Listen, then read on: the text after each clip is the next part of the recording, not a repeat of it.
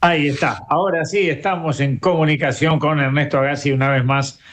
Y bueno, ayer justamente hablábamos con Micaela Melgar del tema del INDA, el tema de alimentación, y hoy retomamos el tema, pero en la columna que nos tiene acostumbrado. Ernesto, muy buenos días, ¿qué tal? Buenos días, buenos días. Es un gusto estar en contacto contigo, con la audiencia. Y vamos a seguir porque decíamos nosotros que comienzo tienen las cosas. Mm. Estamos repasando un poco cómo surgió la actual alimentación en el Uruguay. Aquello que tenía una síntesis, si querés, de una tradición indígena, de lo que pasó en el virreinato, de lo que pasó en la independencia, en la lucha independentista, en lo que pasó con la producción ganadera dominante en el siglo XIX y después la modernización del Uruguay. Así que me parece que la modernización del siglo XIX, que es en lo que nosotros estábamos, tuvo muchas consecuencias, pero también tiene consecuencias en eso que hacemos todos los días y todo el tiempo, que es comer. Si hay algo que hacemos todo el tiempo es comer. Y algo más, eso indica alguna cosa de cómo vamos evolucionando como sociedad. Entonces yo creo que este, a fines del siglo XIX pasó una cosa importante. El gaucho se convirtió en peón de estancia, cambió la cosa, ¿no? Este, Claro. Me parece que ahí empezaron en realidad a construirse un poco, ahí surgieron los primeros libros sobre los gauchos, los tres gauchos orientales, José Hernández y su Martín Fierro. También pasó una cosa que se podía leer porque había quien escribía, ahí pasaron cosas importantes. Y además llegaron inmigrantes. Este, los italianos no paraban de comer carne. Además, los italianos lo que decían es que en realidad a los jóvenes la carne los desarrolla, ¿no?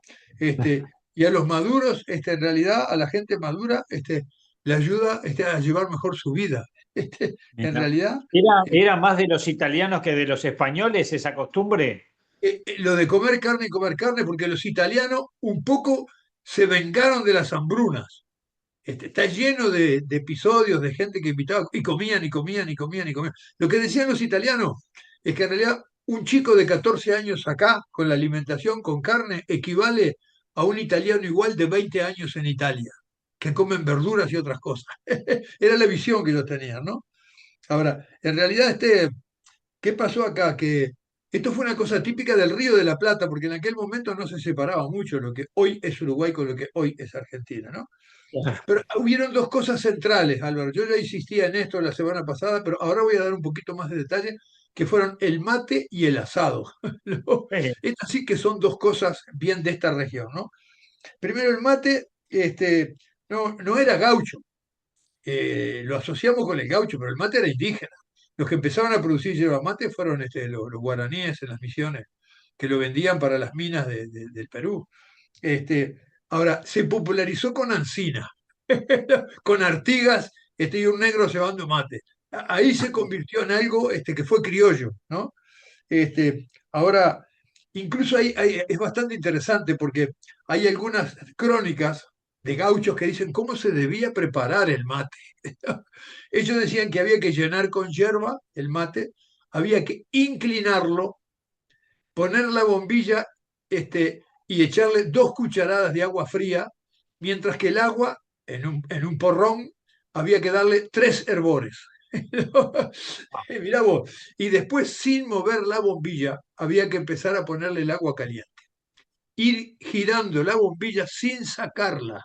Nunca hay que sacar la bombilla cuando se va paseando. Eran cuestiones que decían ellos, ¿no? Y me parece que eh, fue importante esto del mate porque se convirtió en una tradición, ¿no? Yo creo que decían ellos mover la bombilla sin levantarla, ¿no? ¿Qué pasó con esto? Las capas más altas de la sociedad, esto era propio de las capas populares.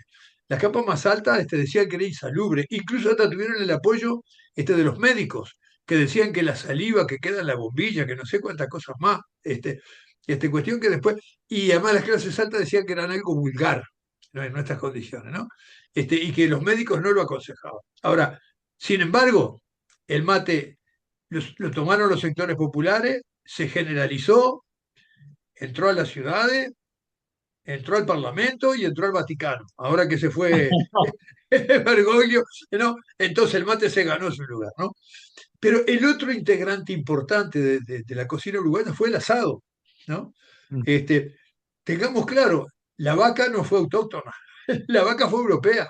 ¿No? Claro. Este, ahora, ¿qué pasaba? Que las los primeros libros de cocina en el Río de la Plata fueron más o menos en 1880. Eran en el Río de la Plata, porque tenían recetas de lo que hoy es Argentina y de lo que hoy es Uruguay.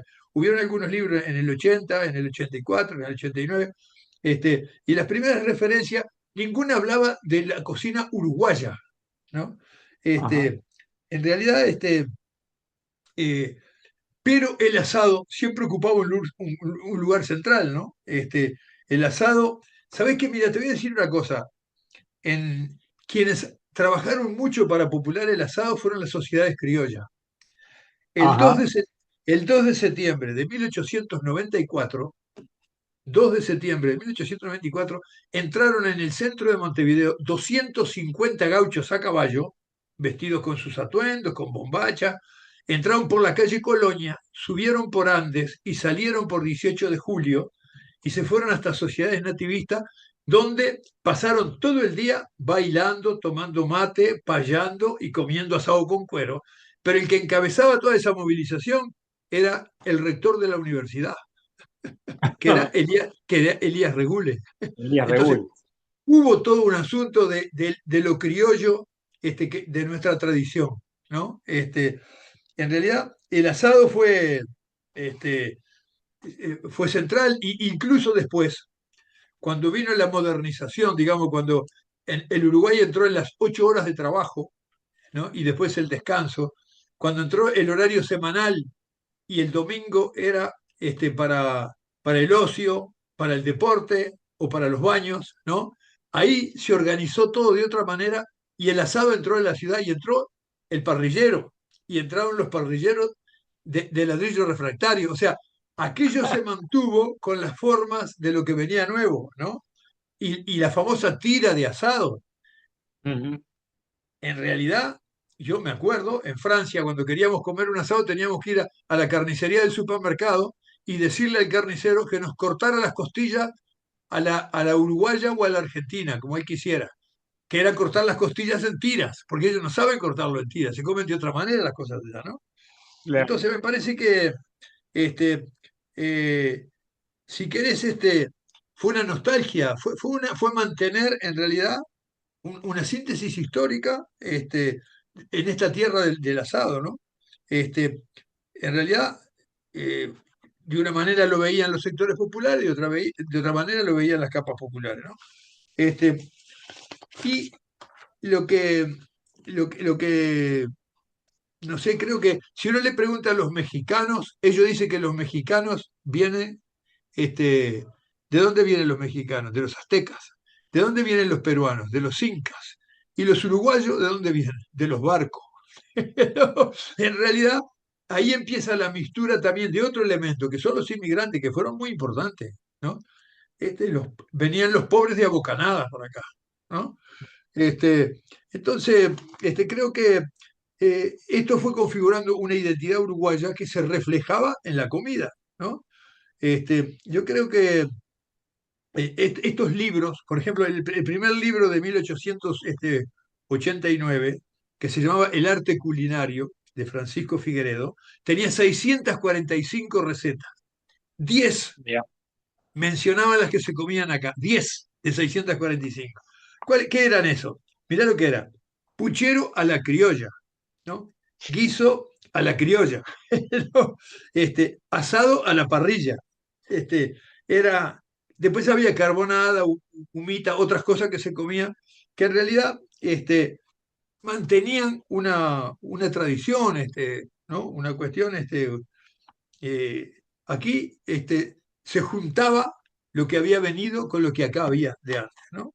Creo que, pero ninguna de esas recetas refiere a la uruguaya, decían Claro. a Al la criolla, criollo. ¿no? Seguro. Ujú. Porque todavía, acordate que el Uruguay adquirió en realidad presencia internacional con el centenario, ¿no? Mm. Este, Entonces, yo creo que hay también hubo, es cierto, había un reflejo liberal, ¿no? Había una cultura. Aquí hay una cosa importante en las comidas. ¿Qué pasa? Nosotros veníamos de independizarnos de España y Sí. los que habían desarrollado más las comidas, los chefs y todo, eran franceses. Acá hubo un afrancesamiento, pero más que nada para no arrimarse a España. ¿No? Incluso muchos de los platos que traían las recetas tenían dichos en francés, ¿no? Este, entonces, me parece que esto pasó en la sociedad, pasó con el arte, pasó con muchas otras cosas también, no solamente con la comida, ¿no? Este, entonces, me parece que hubo un mundo de tradiciones rurales, hubo un mundo, en realidad, de modernización urbana, este, y el asado, en realidad, ahí pasó del campo a la nueva sociedad que se estaba creando y a sus nuevas formas, a su nueva cultura. Creo que, ahora, ¿cómo es la comida uruguaya entonces? Si nosotros miramos todas estas cosas que fueron pasando, Álvaro, ¿cómo es la comida uruguaya? Primero, la comida uruguaya, lo que lo caracteriza, los chefs que hablan de estas cosas, la carne es central. Juega el rol central la carne en sus mil maneras, ¿no? Pero después, por ejemplo, los condimentos. ¿Qué condimentos usamos nosotros en nuestra comida acá? Usamos el orégano, usamos el tomillo, usamos el perejil, un poco de ajo. Son todos condimentos suaves, si querés, ¿no? Después Mm.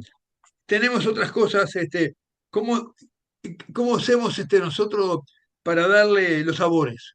Y usamos el guiso, usamos el arroz, usamos el puchero, ¿no? En realidad, lo dulce con lo salado nunca lo mezclamos. Tenemos algunas características nuestras, ¿no? Este, y creo que, eso sí, lácteos comemos de todo tipo. Lácteos que también vienen de la vaca, igual que la carne. ¿No? Así que nuestra comida, que es con carne y después con leche, con helados, con manteca, todas esas cosas salen de aquel rumiante de cuatro patas que nos trajeron afortunadamente los españoles después de la avenida de Hernandaria. Lo que sí, hay un triángulo que le llaman el triángulo mágico de las comidas nuestras, que es el Mm. asado, el puchero y la milanesa. Es la misma cosa preparada de distinta, una con influencia española, otra con influencia italiana. Y me parece que esto es todo con la influencia europea, pero uruguayizado, ¿no? Hecho a la nuestra, ¿no? Me parece que Acriollado, podemos decir. todo el europeo, vos sabés que hay unas narraciones geniales, unos españoles que venían de zonas donde se comían muchas morcillas, que al principio no les gustaban las morcillas mucho de acá, decían que morcillas eran las de Burgos. Estuvieron Ujú. unos años acá y después volvieron a España, a su tierra natal, a comerse las morcillas de Burgos. ¿Sabés lo que dijeron? Que las morcillas de Burgos no tenían gusto a nada, que eran mejor las morcillas No. uruguayas. Eso pasó con muchas cosas que se uruguayizaron, ¿no? La preparación del arroz. Con el puchero pasó. Los españoles que venían a comer puchero acá decían, pero esto tiene maíz, esto tiene cosas que en realidad el puchero español era solo con verdura. Y nosotros le ponemos carne Claro. también. Hubo una uruguayización de lo extranjero y hubo una entrada de las costumbres de los inmigrantes, manteniendo sí el rol central de la yerba mate y del asado, hecho de distintas maneras. Me parece que Sí, con esta y podemos entrada, decir que ganó a las capas más altas con el tiempo, ¿no? También el mate y el asado. y sí, exactamente, porque ya no era el asado con cuero que se come con la mano, ¿no? Ya Claro. se empezaron a usar los manteles, se empezaron a usar los platos, los cubiertos, y capaz que con un nombre un poquito más refinado, pero en el fondo era lo mismo. Y con el mate fue un poquito más lento, porque el mate hay que compartirlo, y las clases más altas no son mucho de compartir, ¿viste? Cada uno come con su platito. Pero bueno, pero esa es la idiosincrasia, la cultura, la historia nuestra es eso es nuestra historia, pero que se refleja en lo que comemos y cómo lo comemos. Y acordate cómo se prepara el mate, que estaba muy bien dicho en realidad. Claro, claro. No sé si me da el tiempo de tres hervores, pero bueno, con las dos cucharadas de agua fría capaz que transamos. Con eso larga su aromita a la hierba primero, para después prepararse para tomar. Álvaro, estamos Ernesto, pronto seguimos en para unos entrar en días. otra etapa. ¿Está? Muy bien, nos reencontramos entonces. Nos encontramos dentro de 15 días. Te mando un abrazo a vos y a todo el equipo de M24.